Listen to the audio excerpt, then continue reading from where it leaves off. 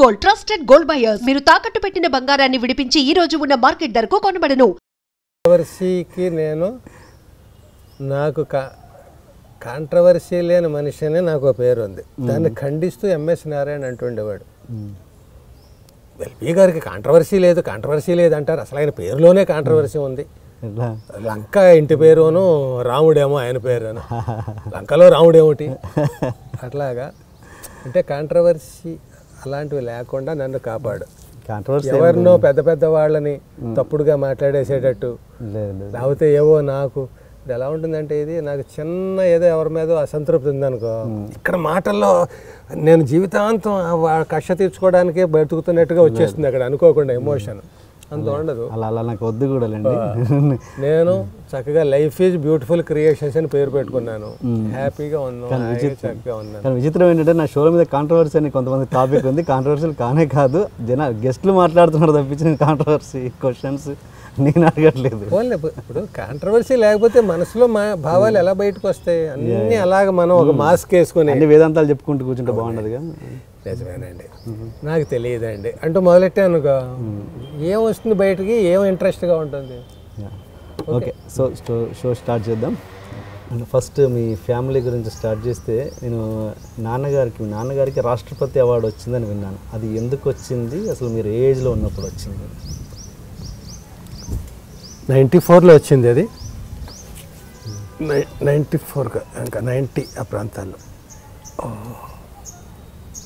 ఎందుకు వచ్చిందంటే, మన రాష్ట్రాల్లో ఒక గొప్ప వేద పండితుడు ఆయన. ప్రతి సంవత్సరం ఒక్కొక్కడికి ఇస్తూ ఉంటారు. అట్లాగా మా నాన్న 4 వేదాలు చదివాడు. ఓకే. అనేక యజ్ఞాలు చేశాడు. యజ్ఞాలు చేయించడం అనేది, చేయించడంకి అర్హత ఉండాలి. యజ్ఞం చేయించాలంటే ఆర్ధర్యం అంటారు. అది యజ్ఞం చేయడాన్ని మామూలుగా యజ్ఞం చేస్తే యజ్ఞం చేయించే అర్హత వస్తుంది. విద్యా బోధన చేశాడు, విద్యార్జన చేశాడు. 86 ఏళ్ళు బతికాడు. చివరి 2-3 ఏళ్ళు తీసేస్తే చివరి క్షణం వరకు విద్యార్థిగా ఉన్నాడు. చాలా ఎర్లీ స్టేజ్లోనే గురువు అయ్యాడు, అధ్యాపకుడు. వీళ్ళకి కూడా పెద్ద పండితులు ఆయన శిష్యులు అనేక మంది ఉన్నారు. సో అంటే ప్రతి మనిషి కూడా, ప్రతి జీవి కూడా పుట్టినప్పటి నుంచి చచ్చిపోయేదాకా స్టూడెంటే. ఏదో ఒకటి నేర్చుకుంటూనే ఉండాలి. అహం బ్రహ్మాస్మి, నాకు అన్నీ తెలుసు అనేది అబద్ధం. తెలియంది ఎంతో ఉంది. చాలామంది తెలియందాన్ని తెలిసినట్టు మేనేజ్ చేస్తారు, కానీ ఎన్నో విషయాలు రోజు దైనందిన జీవితంలోనే తెలియని ఉంటాయి. అలాగ మా నాన్న నిత్యం విద్యార్థి. సో 4 వేదాలు చదివాడు. 4 వేదాలకి అర్థాలు రాశాడు. ఏది అడిగినా ప్రామాణికంగా చెప్తాడు. ఇప్పుడు ఒకటి ఫలానా ఇలా చేయొచ్చా, అది ఏంటి, ఇది ఏంటి అని అడిగితే అది ఇలా చేయొచ్చు. ఎందుకు చేయొచ్చు అంటే అలా ఉంది కాబట్టి అని ఆయనంతా సాక్ష్యంతో, ఓకే, సహేతుకంగా అంటారు. దానికి సపోజ్ ఒకటి దొరకలేదు, నువ్వేదో అడిగావు, ఆయన చెప్పాడు ఇది ఎక్కడుందంటే అన్నాడు, కమిట్ అయ్యాడు. ఎక్కడుందో చెప్పాలి. చెప్పడానికి వెతికేవాడు. ఇంట్లో తాటాకుల గ్రంథాలు అవన్నీ ఉండేవి. ఎప్పుడు మొక్కలైపోయి అట్లాంటివి ఉండేవి. పాతవి కదా, తాళపత్ర గ్రంథాలు అంటారు. అవి దొరకవు, స్టోర్ చేయడం చాలా కష్టం. ఎక్కడి నుంచో ఆయనకు వచ్చాయి, ఆయన పదిలపరచాలి, సమయానికి తీసుకోవాలి. ఇప్పుడు లాయర్, ఒక అడ్వకేట్ ఉన్నాడు అనుకో, కొత్తవన్నీ బ్రాండ్ న్యూ చుట్టూ పెట్టుకుంటాడు. తళ ఆడిపోతుంటాయి.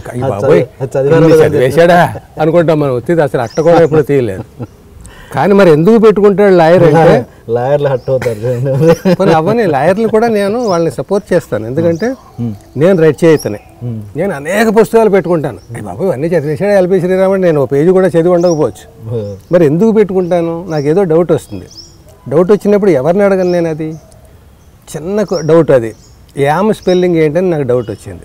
ఎంత నవ్వుతాడు ఎవరినైనా యామ్ స్పెల్లింగ్ ఏంటని అడిగితే, ఏం చదివేవరా నువ్వు అని అడుగుతాడు. సడన్గా డౌట్ వస్తుంది అలా చిన్న విషయాలు. సో ఈ కోర్టు లాకి సంబంధించి కానీ, రచయితకి సంబంధించినవి కానీ, వేదాలకు సంబంధించి ఎవరికి సంబంధించినదైనా, ఇవాళ ఇంటర్నెట్ చేతిలో ఎలా ఉందో అలాగ మన చుట్టూ ఒక ప్రపంచం ఉండాలి. రైటర్స్ కాబట్టి, లాయర్స్ కాబట్టి, వేద పండితులు కాబట్టి, వాళ్ళకి వేదాలకు సంబంధించిన, లాకి సంబంధించిన సమాజానికి సంబంధించిన పుస్తకాలు అలా ఎవరికి సంబంధించిన వాళ్ళు ఉండాలి. అలాగే తాళపత్ర గ్రంథాలన్నీ మా నాన్న అవన్నీ చదివేయడని కాదు, ఫలానా చోట ఉంది అని అంటాడు ఎక్కడో ఆయన చదువుకున్న దాంట్లో, ఆ ఫలానా పుస్తకం వెతకాలి ఎక్కడ ఉందో, ఆ ఏ పేజీలో ఉంది అవి తీయాలి, సరిగ్గా అక్కడే చిరిగిపోయి ఉంటుంది, ఆ మొక్క పోయి ఉంటుంది, దాన్ని పూరించాలి మళ్ళీ. ఇలా ఉంది కాబట్టి ఇదిగో ఈ లైన్ ఇలా వస్తుంది, సహేతుకంగా అంటే ప్రామాణికంగా చెప్పాలి. అలా ఇవన్నీ చేసిన గొప్ప పండితుడు. మన తెలుగుదేశంలో వేద పండితులు కోపడతారేమో నాకు తెలియదు, చాలా చోట్ల వేద పండితులు ఉన్నారు. అలాగే కోనసీమ, ఈస్ట్ గోదావరిలో కోనసీమ అంటారు, మాది కోనసీమ, అక్కడ ఉద్దండ పండితులు ఉండేవారు. ఆ పండితుల్లో నిత్యం ఏ అరుగు చూసినా వేదఘోషతో కళకళకళలాడిపోతూ ఉండేది. ఆ రోజులు మారుతున్నాయి. ఇప్పుడు సాఫ్ట్వేర్ ఇంజనీర్లు ఎలా ఉన్నారో అప్పుడు పండితులు ఎలా ఉండేవారు. సో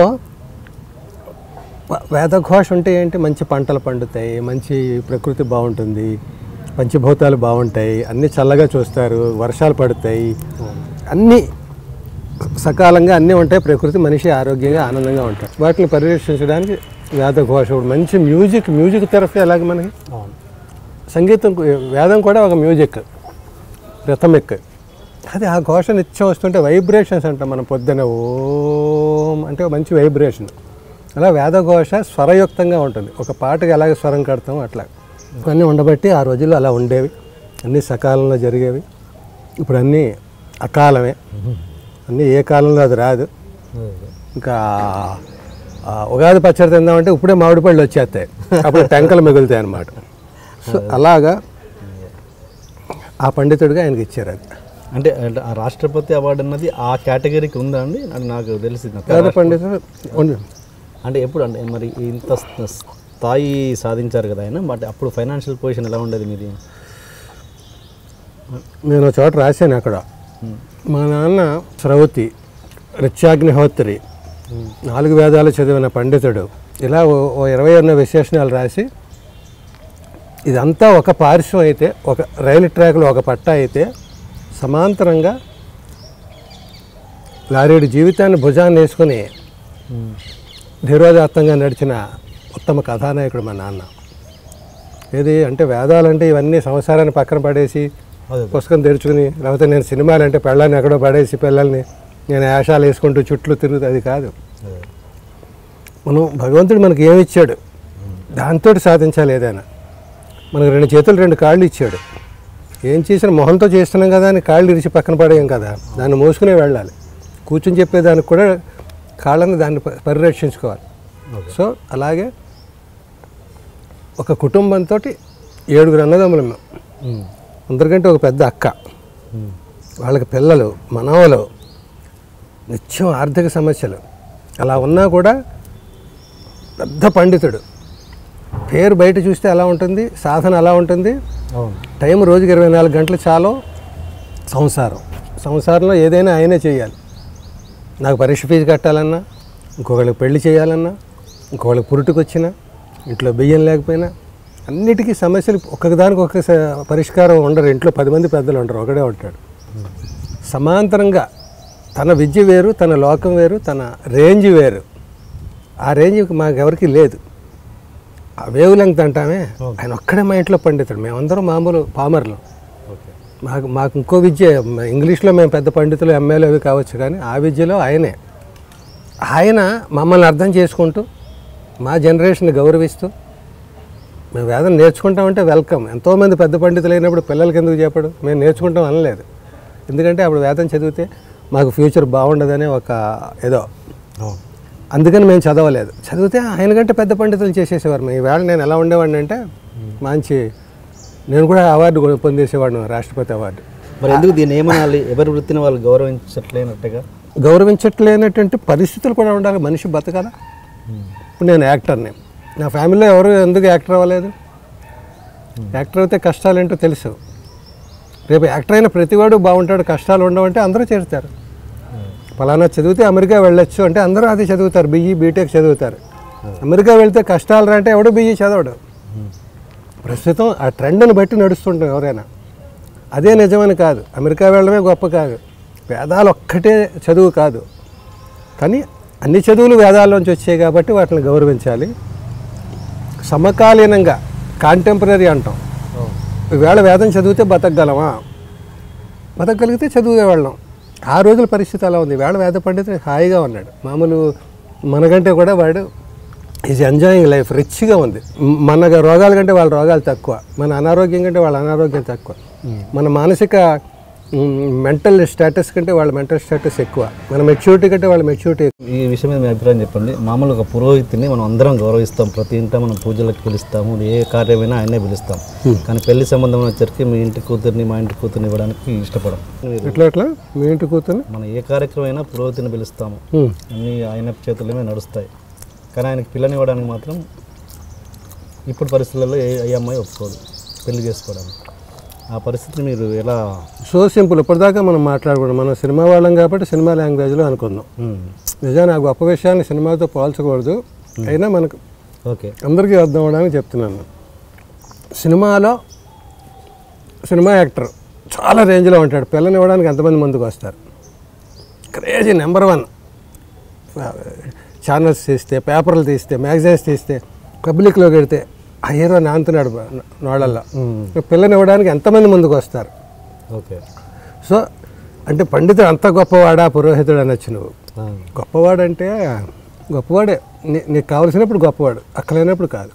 ముహూర్తం పెట్టాలంటే పంతులు కావాలి, ఎవరైనా చచ్చిపోతే పంతులు కావాలి, శుభకార్యానికి కావాలి, ఆ శుభకార్యానికి కావాలి. అసలు ఆయన లేకుండా నేను నాటకంలో రాశాను, అసలు అందరూ బ్యామ్మర్లు అంటారు కానండి బాబు, తమరు లేకపోతే ఉపనయనం ఎలా జరుగుద్ది, ఓ పెళ్ళి ఎలా జరుగుద్ది, మరి ఓ సావు ఎలా జరుగుద్ది, శుభానికి మీరు కావాలి, అశుభానికి మీరు కావాలి, ఇలా ఏదో చెప్తాడు అట్లా కామిక్గా. అట్లా అతని అవసరం వచ్చినప్పుడు అతను గొప్పయ్యా. నేను అనేది పంతులనే కాదు, ఎవడైనా నేను గడ్డం గీయించుకోవాలి, ఆ అవసరం వచ్చినప్పుడు వాడు గొప్పవాడు. ఇట్లా కుర్చీ కాలు ఇరిగిపోయింది పడిపోతున్నాం, కార్పెంటర్ గొప్పవాడు, రానంటే కాళ్ళు పట్టుకుని చేయించుకుంటాం. అన్నీ గొప్పవే.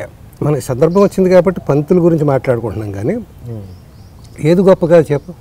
మా చిన్నప్పుడు ఒక పాఠం, 4th క్లాసో 3rd క్లాసో, ఎవరు గొప్ప శరీర భాగాల్లో అందరూ కళ్ళు అన్నాయి మేము గొప్ప అంది, ముక్కు అంది నేను గొప్ప అంది, నోరు నేను లేకుండా తినగలవా అంది.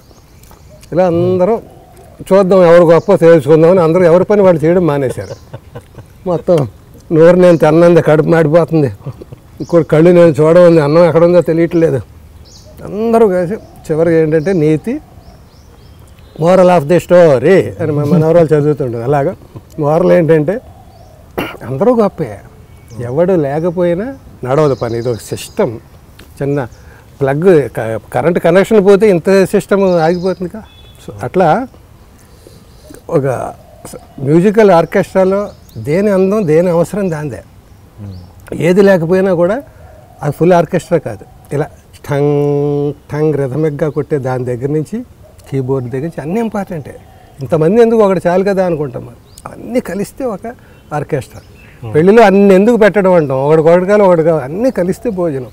ఓకే. ఇప్పుడు ఇంత నాన్నగారి దగ్గర నుంచి అంత నాలెడ్జ్ నుంచి ఆ నాలెడ్జ్ మీకు రచయిత కావడానికి ఏమో ఉపయోగపడిందా? అదేనా ఇన్ఫ్లుయెన్స్, అదే కారణం? అసలు ఒక రకంగా అస్సలు ఉపయోగపడలేదు, ఒక రకంగా మొత్తం ఉపయోగపడింది. ఎలాగంటే మా నాన్నగారు సరస్వతి పుత్రులు. నేను రాసే రచనలు కూడా సరస్వతి అనుగ్రహమే ఉండాలి. ఆ విద్య వేరు, ఈ విద్య వేరు. వాళ్ళు చదవాలన్నా సరస్వతి కావాలి, పిహెచ్డి చేయాలన్నా సరస్వతి కావాలి, రెండు సరస్వతి. రేంజెస్ ఉంటాయి. సో వాళ్ళు చదివేవాడు నాకు సరస్వతి అక్కలేదంటే వాడు వాళ్ళే రావు. సో అట్లా నేను రచనలు చేయడానికి ఆయన భాష, ఆయన పదజాలం నేను వాడి ఉండకపోవచ్చు, కానీ భావాలు అవే. తల్లి అందరికంటే గొప్పది ఆయన వేద రూపంలో చెప్తాడు, నేను నాటకం రూపంలో చెప్తాను తల్లి ఎంత గొప్పదో. కన్నీళ్లలో చాలా పవర్ ఉంది, మగవాడు ఏడవకూడదు అనేది ఉందనుకో. నేను ఒక హీరో చేత ఎక్కడో ఒక క్యారెక్టర్ చేత చెప్పిస్తాను, ఆయన ఒక శ్లోకం ద్వారా ఒక మంత్రం ద్వారా ఆయన చదివి వినిపిస్తాడు. ఆయన చెప్తున్నప్పుడు మనకి ఫీల్ అవుతాం, నేను స్టేజ్ మీద చెప్తున్నప్పుడు ఫీల్ అవుతాం. మరి నాన్నగారి ఇన్ఫ్లుయెన్స్ ఉందా లేదా?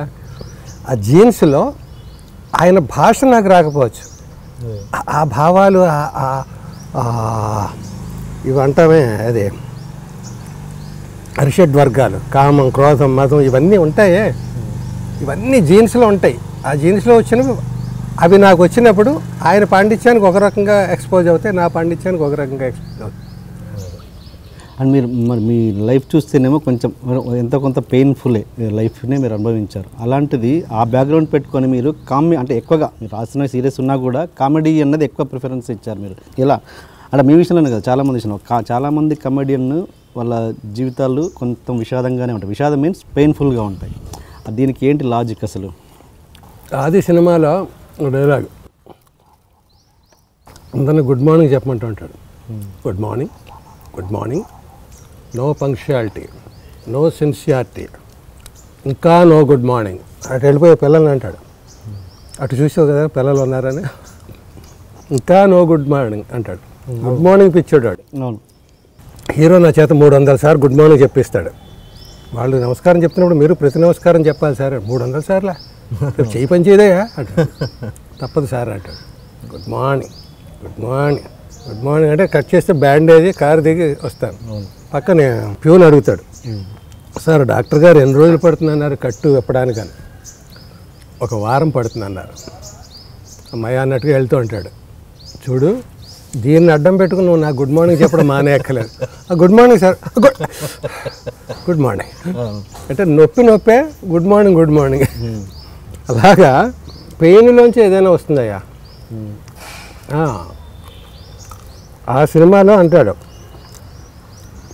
చివరిలో వెళ్ళిపోతూ ఇయర్లీ ఎగ్జామ్స్ అయిపోతాయి, పిల్లలు వెండి ఏడిపించి ఆలీ బ్యాచ్ అందరూ వెళ్ళిపోతుంటే పిలుస్తాడు. పెద్ద బూస్ట్ గిఫ్ట్ సార్ మీకు, వెళ్తున్నాను సార్. బాగుందిరా మాట. జీవితంలో నవ్వు ఉండాలి కానీ జీవితం నవ్వుల పాలు అయిపోకూడదు అని ఒక చిన్న మాట చెప్పి పంపిస్తాడు. అట్లా జీవితంలో హాస్యం ఉండాలి. ఒక రకంగా నవ్వుల పాలు అయిపోయిన జీవితంలోంచి కూడా హాస్యం వస్తుంది. నవ్వుల పాలు అవ్వకూడదని తీసుకునే జాగ్రత్తలోంచి కూడా నవ్వు వస్తుంది. సీరియస్గా ఉండేవాళ్ళు ఎక్కువ కామెడీ చేయగలరని నేను అనుకుంటా. మామూలుగా నోరిప్పితే ఒక బాడీ లాంగ్వేజ్ ఉంటుంది, దాన్ని చూడగానే నవ్వు వస్తుంది. వాడు చేసేది నేను ఆ కామెడీ కంటే గంభీరంగా ఉండి చేసే హాస్యం గొప్పదని నా ఫీలింగ్. ఎందుకంటే గంభీరంగా ఉండి చేసే దాంట్లో తూకం ఉంటుంది. ఎప్పుడు ఎంత సమయం సందర్భం అంటాం మనం. ఎప్పుడు నవ్వాలో ఎప్పుడు నవ్వకూడదో తెలిసినవాడే వెజ్జుడు అంటాడు ముల్లపూడి వెంకటరమణ గారు. అలాగా ఎప్పుడు నవ్వించాలో ఎప్పుడు నవ్వించకూడదో కూడా తెలియాలి. అమ్మ శవాన్ని మోసుకెళ్తున్నప్పుడు ఎవడో ఆటోగ్రాఫ్ అడుగుతాడు. అది హాస్యమా ప్రసాదమా? నీకు హాస్యమా? నేను అడిగిన వాడికి హాస్యమా? ఒక కమెడియన్ కనిపించాడు, వాడు అప్పుడే కనిపించాడు. అమ్మ పోయిందా బిడ్డ పుట్టిందా వాడికి అనవసరం. ఎల్బీ శ్రీరామ్ కనిపించాడు. నేనేమో పంచి జారిపోతూ అమ్మ శవాన్ని మోసుకెళ్తూ నేను ఉంటాను తడి బట్టలతో వాటితో. వాడికి ఆటోగ్రాఫా గుడ్ మార్నింగ్, సార్ శ్రీరామ్ గారు ఇలా వచ్చారేంటి సార్, ఇలా వచ్చారేంటి శవం మోస్తుంటే. నా బాధ ఎలా ఉంటుంది, వాడి ఆనందం ఎలా ఉంటుంది, ఏది హాస్యం ఏది విషాదం. సో గుర్తుండాలంటే ఆ డెప్త్ ఉండాలి. ఆ డెప్త్ లేకుండా పైపోయిన ఏదో నవ్వించి ఇలా కితకితలు పెట్టేసి నవ్విస్తే అప్పుడే మర్చిపోతావండి. ఎందుకు నువ్వు కితకితలు పెట్టావు, ఎందుకు నవ్వు? iDream. Please subscribe iDream Media. Please do subscribe to iDream. Please subscribe to iDream Media. For best entertainment and information, please subscribe iDream. And don't forget to subscribe to iDream.